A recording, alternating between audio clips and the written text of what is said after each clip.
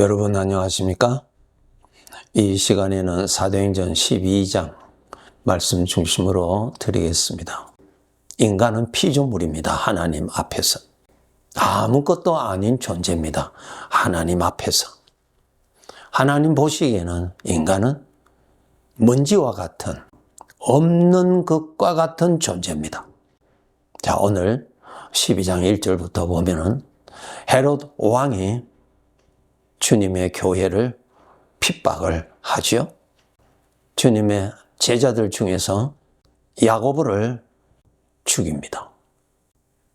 야고보를 죽이니까 예수님을 반대했던 세력들이 너무너무 좋아하거든요. 그래서 헤롯 왕이 자기 권세로 또 제자를 죽여야 되겠다고 생각을 하였는데 그 대상이 베드로였어요. 베드로를 잡았습니다. 그래서 감옥에 가두고 군인 4명씩 조로 편성해서 베드로를 철저하게 감시하고 있습니다. 베드로의 손을 쇠사슬로 단단하게 묶어 두었습니다.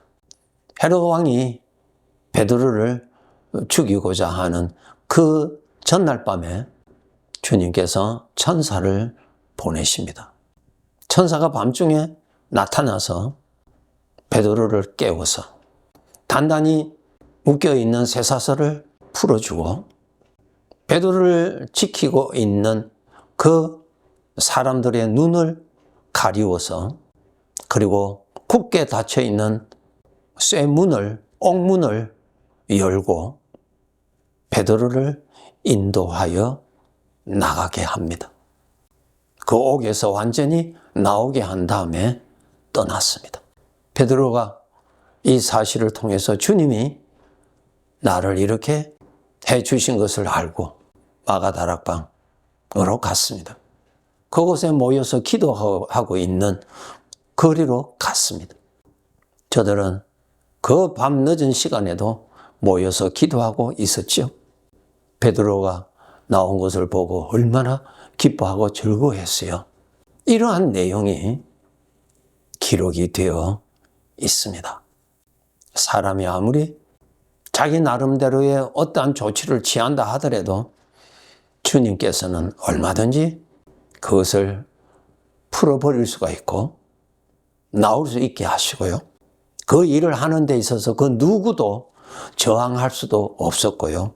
알 수도 없도록 일을 하실 수 있는 분이십니다. 아무도 막을 수가 없었습니다. 그렇게 하실 수 있는 분이십니다.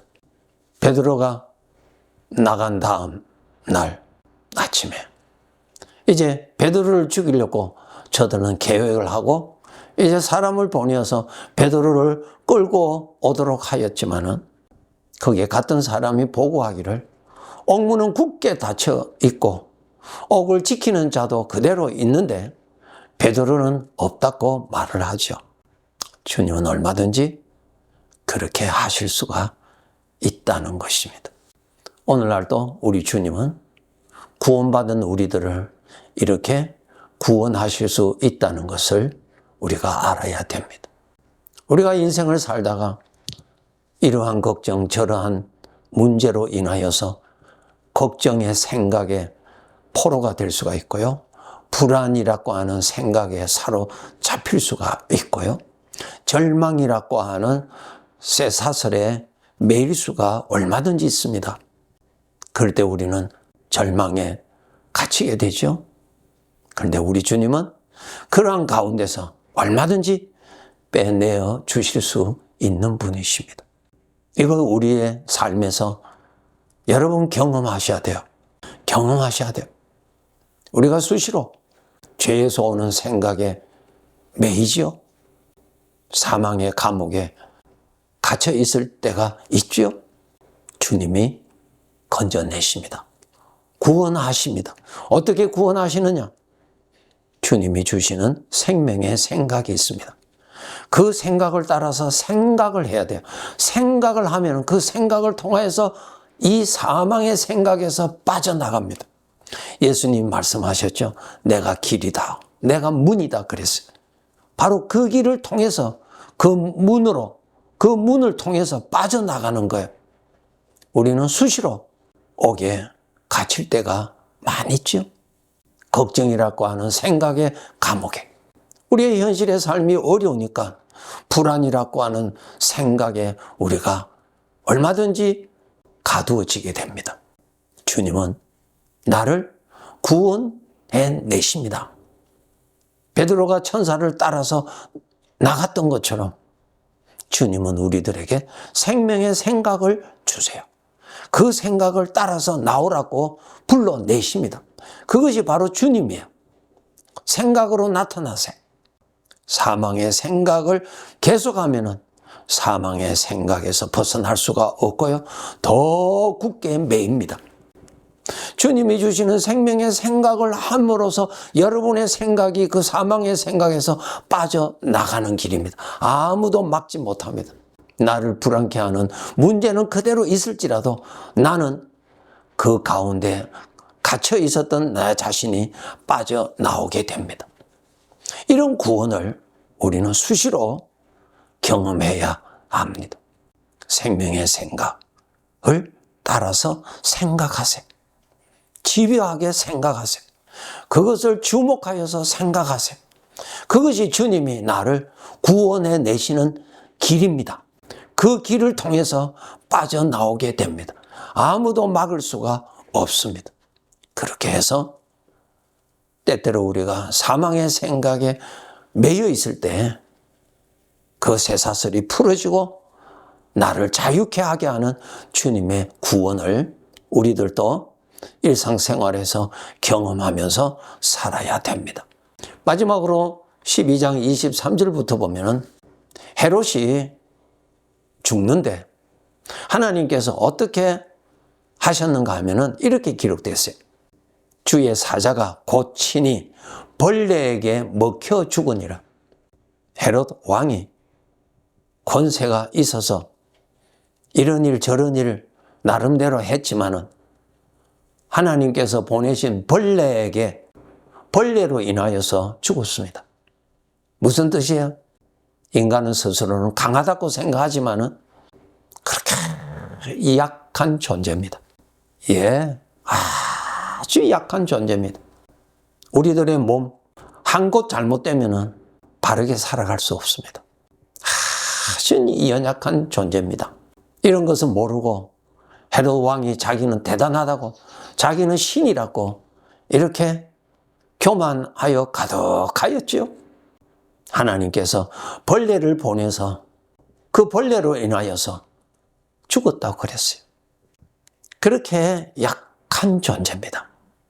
그런 약한 존재이기 때문에 마귀에게 얼마든지 당하고 얼마든지 종노릇하고 살아갈 수밖에 없는 존재입니다. 이것을 우리는 깨달아야 됩니다. 하나님을 떠나면은 마귀의 종노릇합니다. 하나님을 멀리하면은 마귀에게 포로가 됩니다. 어떻게 마귀가 나를 포로로 삼습니까? 마귀의 생각으로 나를 사로잡습니다. 마귀의 생각에 나는 그대로 생각대로 빠져들어갑니다. 그만큼 나약한 존재입니다. 이러한 나 자신을 여러분 믿고 사실래요? 나는 이렇게 연약한 존재임을 깨달을수록 나의 보호자가 필요하고 나의 구원자가 필요하고 죄에서 나를 구원해 주실 자가 필요한데 그분이 바로 주님이십니다. 여러분, 주님이 함께 계셔야 합니다. 주님이 함께 계시지 않으시다면 나약한 존재로서 먼지와 같은 존재로서 죄에 얼마든지 사로잡혀서 불행하게 됩니다. 성도 여러분, 나의 하나님 아버지가 전능자이심을 하루에 몇 번이라도 묵상하셔서 그 하나님을 의지하고 그 하나님을 믿고 살아가야 합니다. 그리고 죄 많은 세상에 내가 약하기 때문에 죄의 생각에 그 생각의 사슬에 매일 때가 있고 심지어는 생각의 감옥에 가두어질 때가 있는데 그럴 때마다 나타나시는 주님의 구원의 손길을 알고 생명의 생각을 따라 빠져나와야 합니다. 반드시 하셔야 돼요. 그것이 오늘날 주님이 감옥에 있는 베드로를 건져내시는 방법입니다. 헤롯 대왕은 권세가 대단한 줄로 착각하였지만은 정말로 착각입니다. 아주 작은 벌레로도 죽을 수밖에 없는 연약한 자입니다. 자신을 믿지 마시고요. 자신을 의지하지 마시고요. 여러분 자신을 믿으면 마귀의 밥이 됩니다. 꼭 하나님 모시고 하나님과 접붙여져 있는 상태로 주님의 은혜를 받고 살아야 합니다. 예, 감사합니다.